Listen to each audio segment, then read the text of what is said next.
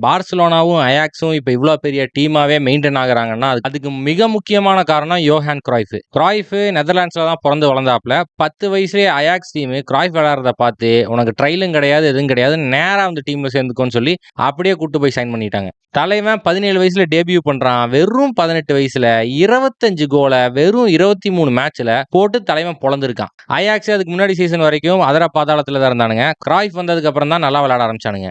1970ல தலைவன் 33 கோலு 34 அசிஸ்ட போட்டிருக்கான். அந்த காலத்துல இதெல்லாம் காட் லெவல் நம்பர்ஸ். அதுக்கப்புறம் 1971ல இருந்து தொடர்ந்து 3 சாம்பியன்ஸ் லீக் அடிக்கிறாங்க. அதுக்கு முக்கியமான அயாக்ஸ்ல மேனேஜரா கொஞ்ச நாள் இருக்காப்ல. அந்த டைம்ல தான் மார்க்கோ வேன் பாஸ்டன், டெனிஸ் பர்க்கேம்ப் இவங்க எல்லாத்தையும் தலைவன் டெவலப் பண்றான். தன்னோட பிலாசபியான டோட்டல் ஃபுட்பால பார்சிலோனால இறக்குமதி பண்ணி லாமசியா டெவலப் பண்ணதுக்கு முக்கியமான காரணம் யோஹான் கிராய்ஃப் தான். 2016ல தலைவன் அன்பார்ச்சுனேட்லி இறந்துட்டாப்ல. ஆனா தலைவனோட லெகசி இன்னும் பல 100 ஆண்டுகளுக்கு